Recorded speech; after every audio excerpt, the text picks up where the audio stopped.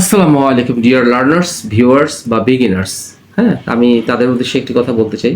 সেটা হচ্ছে এই লেসনটি অত্যন্ত গুরুত্বপূর্ণ এবং এই একই লেসনের আন্ডারে আপনারা অনেকগুলো ব্যবহার শিখতে পারবেন। যেই ব্যবহারটি শুরু করতে চাচ্ছি আমি সিম দিয়ে। এই প্রত্যেকটা স্ট্রাকচার সিম দ্যাট মনে হয় যে ইট সিমস টু এসবি কারো কাছে মনে হয়। Seem to plus verb one, seem to B কোনো কিছু মনে হওয়া, এই আর কি। সিম টু ভার কারো কিছু মনে হওয়া আর কি। Seem to have plus verb three মনে হয় কোনো ব্যক্তি কোনো কাজ করেছে। সিম টু বি প্লাস ভার্বের সাথে আইনজি মনে হয় কোনো ব্যক্তি কোনো কাজ করছে।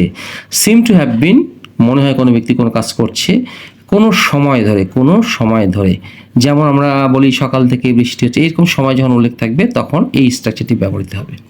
তো এখন দেরি না করে আমরা প্রথম স্ট্রাকচারটি দিয়ে শুরু করতে চাচ্ছি, seem that.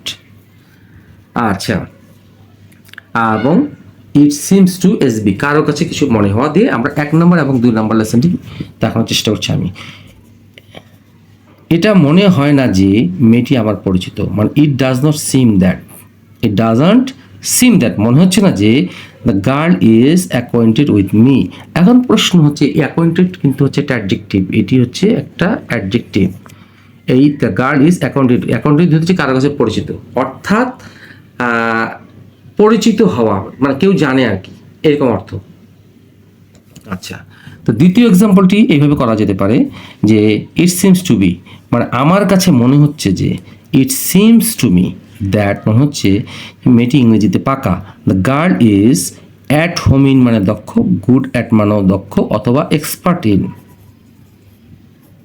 Expert in English, এটাও বলা যেতে পারে। আচ্ছা, এখন হচ্ছে seems to plus verb one মনে হয় কোনো ব্যক্তি কোনো কাজ করে, এরকম একটা অর্থ। আচ্ছা, কোনো কিছু হওয়া অর্থে এটা। এখন দেখে নিই 4 নম্বর এবং 5 নম্বর এক্সাম্পলটি। 4 এবং মনে হয় সে সব জানে। তো মনে হয় হচ্ছে সে সব জানে, হি সিমস টু নো এভরিথিং। মনে হচ্ছে সে সব জানে, আমি ওই ব্যক্তিকে বললাম হি সিমস টু নো এভরিথিং, মানে মনে হচ্ছে সে সব জানে। আবার এইভাবেও করা যেতে পারে, ইট সিমস দ্যাট এটা মনে হচ্ছে যে হি নোস এভরিথিং। এটা আপনাদের কাছে মনে হচ্ছে সোজা হবে, এটা করবেন, কিন্তু এইটাতেও করার চেষ্টা করবেন সুন্দরভাবে। মানে দেখেন মনে হয় সে জানে, মানে এইটাকে আমরা এইভাবে ভাঙায় না লিখে, এটা না লিখে এইভাবেও করা যেতে পারে। আপনার যেটা ভালো লাগে সেটা আগে শিখে নেবেন। মনে হয় সে সব জানে, হি সিমস টু নো এভরিথিং। আবার তাকে বোকা মনে হচ্ছে, তাহলে হি মনে হচ্ছিল, হচ্ছিল। আচ্ছা, হ্যাঁ, তাকে বোকা মনে হচ্ছিল, তাহলে কি he seemed past indefinite verb to be a fool, তাকে বোকা মনে হচ্ছিল। অথবা এইভাবে করা যেতে পারে, ইট সিমড দ্যাট হি ওয়াজ এ ফুল, এইভাবেও করা যেতে পারে। তো এখন মনে হয় কোনো কাজ করেছে, মনে রাখতে হবে কোনো কাজ করেছে, মনে হয় কোনো কাজ করেছে। আচ্ছা, এইটি আগে বোঝানোর চেষ্টা করি আপনাদেরকে। মনে হয় সে কাজটি করেছে, হি সিমস টু হ্যাভ ডান। এই যে হি সিমস টু, এইখানে করতে হবে পারফেক্ট টেন্সের ব্যবহার। এই হ্যাভের জন্য বুঝতে হবে কোনো ব্যক্তি কোনো কাজ করেছে, এই হ্যাভের প্রতি অবশ্যই ভার্ব থ্রি বসবে। তাহলে হি seems to have done the work. অথবা এইভাবেও আমি এর আগে যে এইগুলো দেখানোর চেষ্টা করছি ইট দিয়ে, এইভাবেও করা যেতে পারে।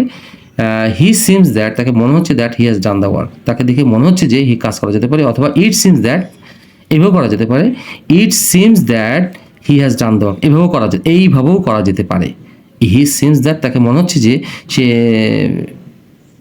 এইভাবে না দিয়ে আমরা এইভাবে দিতে পারি, এইভাবে দিতে পারি, হ্যাঁ, এইভাবেও দেওয়া যেতে পারে। It seems that he has done the work, এটা মনে হচ্ছে যে সে কাজটি করেছে। অথবা ওই সাবজেক্টকে দিলে আমরা এই ইনফিনিটিভের পর two have plus verb three করবো, ওকে, টু এর পর হ্যাভ প্লাস ভার্ব থ্রি করবো, এইভাবেও করা যেতে পারে।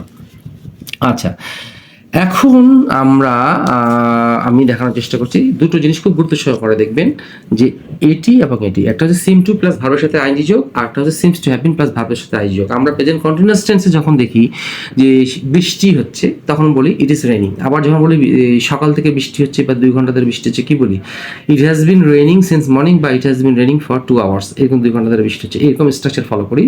ওইখানে যেমন প্রেজেন্ট কন্টিনিউয়াস টেন্স এবং প্রেজেন্ট পারফেক্ট কন্টিনিউয়াস ব্যবহার হচ্ছে, এখানেও সেটা করা হচ্ছে, কিন্তু এখানে মনে হয় জন্য সিম ব্যবহার করা হয়েছে। আর এই আর সময় ধরে এখানেও সিন্স বা ফর বসবে। তো এখন এক্সাম্পলটি ফলো করে আমরা দেখে নিই। মনে হচ্ছে যে সে এখন ঘুমাচ্ছে, তার মানে কি হি seems to be sleeping. Sleeping বা নিপিং, কিপিং, KIP অর্থাৎ স্লিপ, একই, ঘুমানো। তাহলে মনে হয় সে ঘুমাচ্ছে, হি সিমস টু বি স্লিপিং অথবা নিপিং, কিপিং, সরি নিপিং খালি বারবার করে বলছি, সরি। তাহলে মনে হয় এইভাবে করা যায়, it seems that he is sleeping now. মনে হচ্ছে সে দুপুর থেকে, এই যে দেখেন দুপুর থেকে ঘুমাচ্ছে, তাহলে হি সিমস টু বি, এইখানে যে প্রেজেন্ট পারফেক্ট টেন্সের বা পারফেক্ট কন্টিনিউয়াস টেন্সের ব্যবহার করা আছে, he seems to be keeping. Keeping দেওয়া যেতে পারে, স্লিপিং দেওয়া যেতে পারে, কখন থেকে, সিন্স নুন।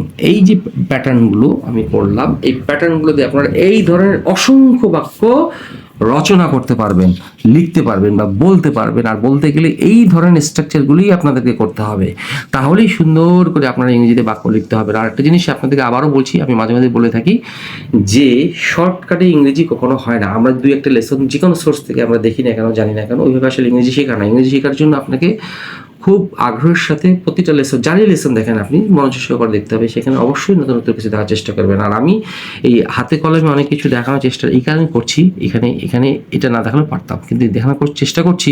সবাই তো এটা নাও বুঝতে পারে, এটা বুঝতে পারে, এটা যখন আপনি বুঝবেন তখন অটোমেটিক্যালি এটাও বুঝতে পারবেন যে কেন এই স্ট্রাকচারগুলির ব্যবহার এরকমভাবে দেখানোর চেষ্টা করা হচ্ছে। তো আশা করি ভালো থাকবেন, সুস্থ থাকবেন। এবং আপনাদের মাধ্যমে একটি রিকোয়েস্ট করছি, আমাদের দেশে বিভিন্ন অঞ্চলগুলো, জেলা শহরগুলোতে প্রচুর বৃষ্টিপাতের কারণে, বৃষ্টিপাত এবং বন্যায় তলিয়ে গেছে এবং বহু লাখো লাখো মানুষ